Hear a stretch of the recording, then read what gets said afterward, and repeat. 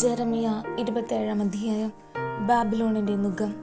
യൂദ രാജാവായ ജോസിയയുടെ പുത്രൻ സെദെക്കിയായുടെ ഭരണത്തിന്റെ ആദ്യകാലത്ത് ജെറമിയായ്ക്ക് കർത്താവിന്റെ അരുളപ്പാടുണ്ടായി. കർത്താവ് എന്നോട് അരുളി ചെയ്തു, നുകവും കയറും ഉണ്ടാക്കി നിന്റെ കഴുത്തിൽ വയ്ക്കുക.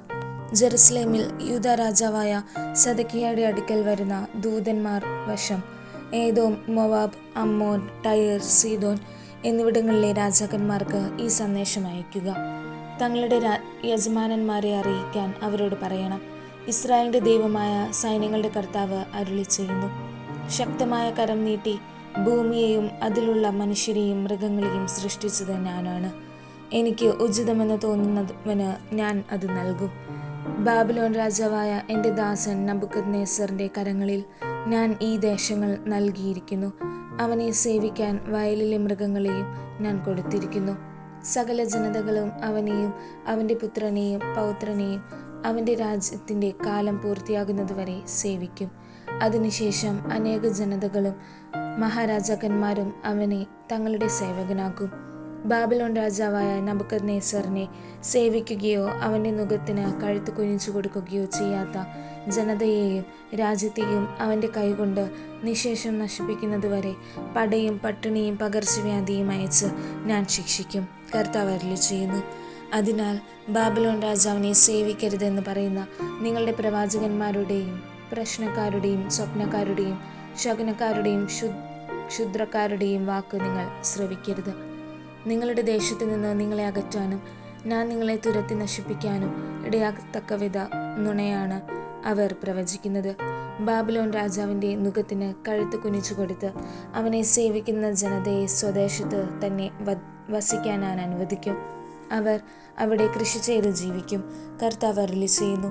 യൂദ രാജാവായ സെദെക്കിയായോടും ഞാൻ അങ്ങനെ തന്നെ പറഞ്ഞു. ബാബിലോൺ രാജാവിൻ്റെ നുകത്തിന് കഴുത്ത് കുനിച്ചു കൊടുത്ത് അവനെയും അവൻ്റെ ജനത്തെയും സേവിച്ചുകൊണ്ട് ജീവിക്കുക. ബാബിലോൺ രാജാവിനെ സേവിക്കാത്ത ജനതകളെക്കുറിച്ച് കർത്താവ് അരുളി ചെയ്തതുപോലെ നീ നിന്റെ ജനവും വാളും ക്ഷാമവും പകർച്ചവ്യാധിയും കൊണ്ട് എന്തിനു മരിക്കണം?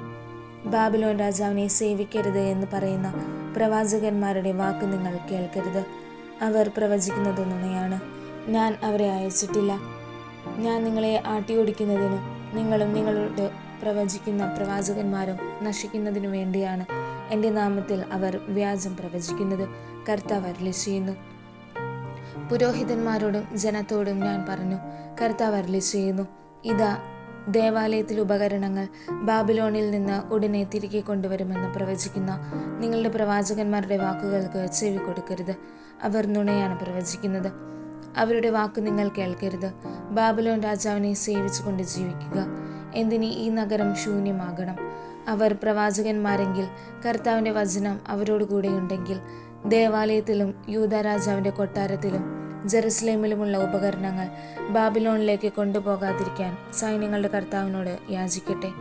യൂദ രാജാവായ യഹോയാക്കീമിൻ്റെ പുത്രൻ യക്കോണിയായെയും യൂദായിലെയും ജെറുസലേമിലെയും കുലീനരെയും ബാബിലോൺ രാജാവായ നബൂഖദ്നേസർ ജെറുസലേമിൽ നിന്ന് ബാബിലോണിലേക്ക് പിടിച്ചുകൊണ്ടുപോയപ്പോൾ അവൻ എടുക്കാതെ വിട്ട സ്തംഭങ്ങൾ, ജലസംഭരണി പീഠങ്ങൾ, പട്ടണത്തിൽ ശേഷിച്ചിരുന്ന ഉപകരണങ്ങൾ എന്നിവ സംബന്ധിച്ച് സൈന്യങ്ങളുടെ കർത്താവ് അരുളി ചെയ്യുന്നു. ഇസ്രായേലിന്റെ ദൈവമായ സൈന്യങ്ങളുടെ കർത്താവ് അവിടുത്തെ ആലയത്തിലും യൂദ രാജാവിൻ്റെ കൊട്ടാരത്തിലും ജെറുസലേമിലുള്ള ശേഷിച്ചിട്ടുള്ള ഉപകരണങ്ങളെക്കുറിച്ച് അരുളി ചെയ്യുന്നു. അവയെ ബാബിലോണിലേക്ക് കൊണ്ടുപോകും. എൻ്റെ സന്ദർശന ദിവസം വരെ അവ അവിടെ ആയിരിക്കും. കർത്താവ് അരുളി ചെയ്യുന്നു.